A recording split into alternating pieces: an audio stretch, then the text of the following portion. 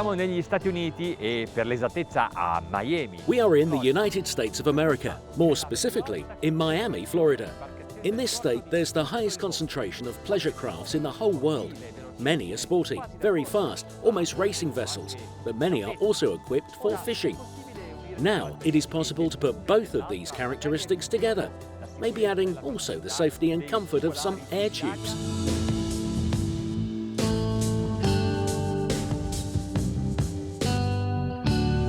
Airship Ribs è un cantiere. Airship Ribs is a shipyard located in Ohio, on the banks of Lake Erie, and builds a small fleet of rubber boats.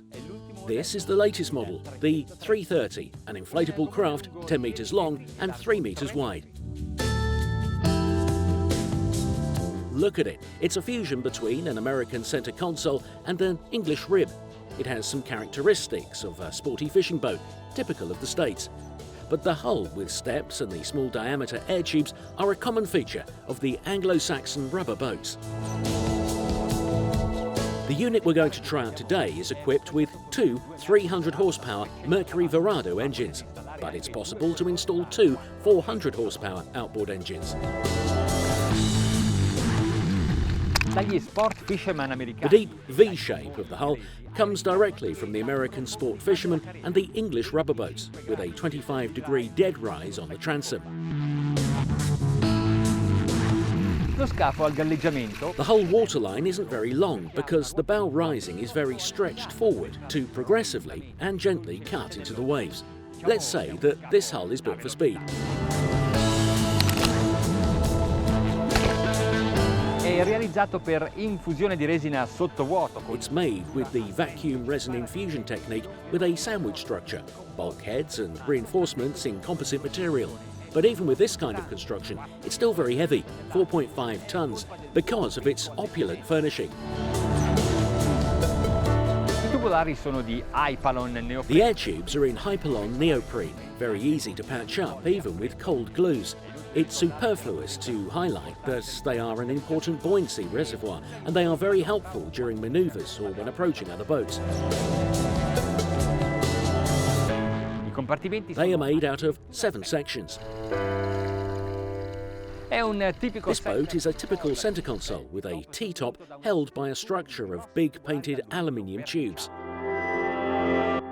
I passaggi laterali. The side passages are wide and mostly the bulwarks are rather high, even in the bow area.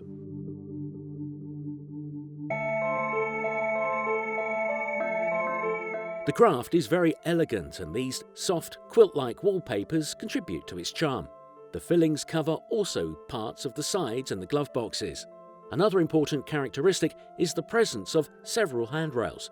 It's normal to find them on yachts, but not all rubber boats feature them.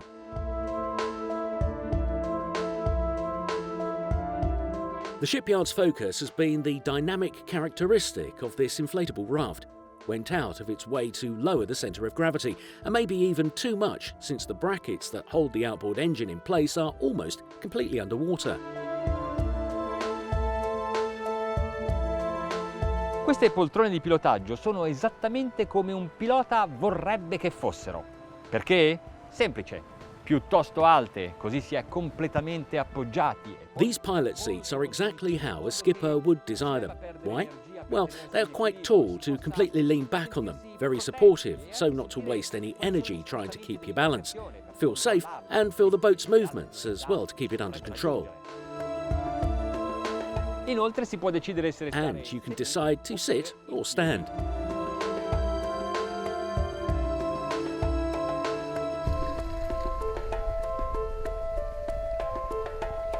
Ok. All right, we are out of the low-speed section of the canal. Now we're in the lagoon and we can open up the gas.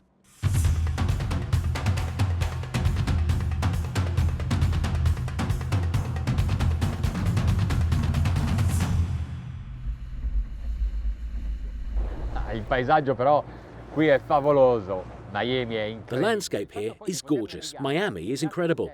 It's amazing the fact that you can sail for miles and miles in internal waters through the whole of Florida, South Carolina, North Carolina. It gives anyone the possibility of always sailing, even with rafts smaller than this one. Questo in fondo This, other than being a great day cruiser, is also a perfect tender for bigger yachts. Il tempo cambia continuamente. The weather keeps changing, some sunlight and then big dark clouds. The water, still until a minute ago, now it's moving, pushed by a strong wind. Here, there's a speed limit, and we must comply. But with these powerful motors and such a smooth hull, on which they have installed rather long propellers, even at low engine speed, well, you fly 6 knots. Ci siamo.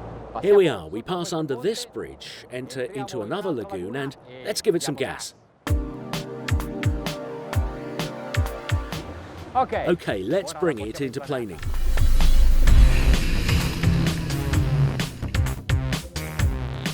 Alza appena il muso. It just slightly raises at the nose, and without giving it any more gas, it begins to accelerate. The minimum planing speed is around 12 knots. Now we're at 15 knots, 2,700 revolutions per minute.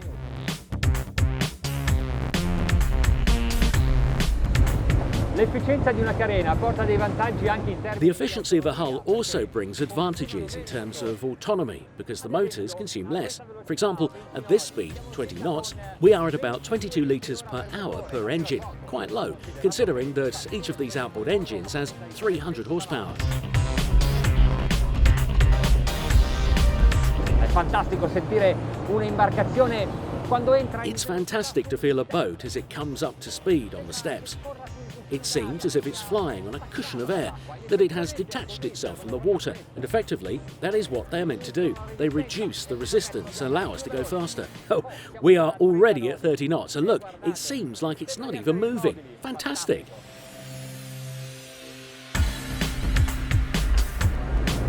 È chiaro, in questo momento c'è molto vento. It is clear in this moment there is a lot of wind, and with a hull this profound, the lateral oscillation, the list, is perceptible. You need to pay attention and always keep your hand on the wheel.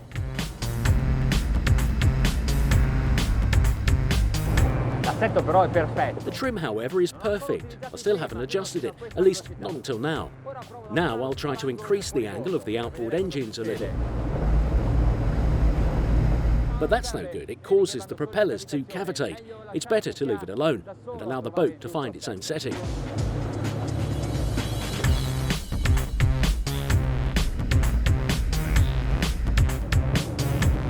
Sarà merito della carena, sarà merito della potenza di questi motori. It is because of this hull and these powerful engines, but the acceleration, guys, is something fabulous, something I cannot describe.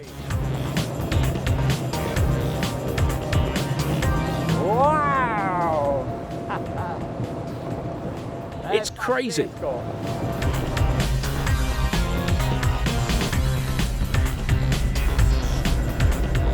Effettivamente la ruota di prua allungata. Indeed, the elongated bow softens the entrance into the waves. Obviously, if we pull up the trim a bit, it starts to pitch a little. It is also due to the fact that, at this moment, the bow is light and the motors, as you have seen, are on the bracket. That is beyond the transom.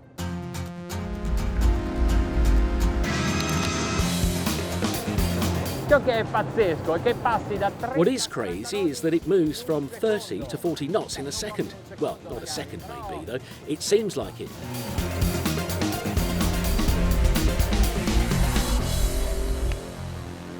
The faster you go, the more you have to be aware of what you are doing. Yes, because it doesn't look like it, but we're at 50 knots. Qual è il limite di questa imbarcazione? What is the limit of this boat? I can tell you by reading the GPS. 62 knots. No, 64 knots.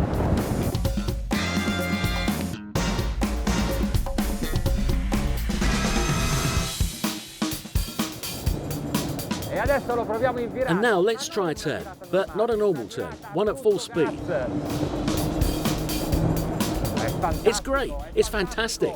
Queste prue sono eccezionali, non si... These bows are outstanding. It doesn't slam because it stays out of the water. It doesn't drag. It's not likely to lead you. Oh!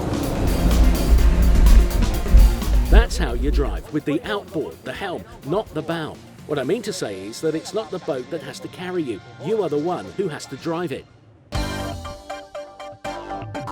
Un mezzo come A questo craft like this really gives you great satisfaction. non Non basta guardarlo. It's not enough to simply look at it. You have to try it. You have to pilot it to understand what it means to have a hull with such a dead rise, with the steps, with the tubes. Ciò che mi piace molto è il fatto What I really like is the fact that I don't have to adjust the trim setting at all. Sure, if I want to go fast, I can to pull up on the trim, but it's not mandatory to do it.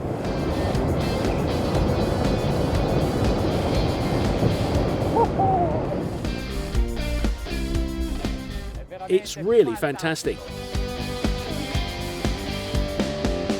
Proviamo a prendere qualche altro dato di velocità di crociera. Let's try to take some other cruising speed data. For example, at this time we are running at 35 knots and the fuel consumption is about 40 litres per hour per engine. When the wind gusts try to move us from our trajectory, well, this T-top has the discreet effect of sail. You might have the urge to fix it with the helm, but it's not really necessary. Let the hull recover the route on its own. It can.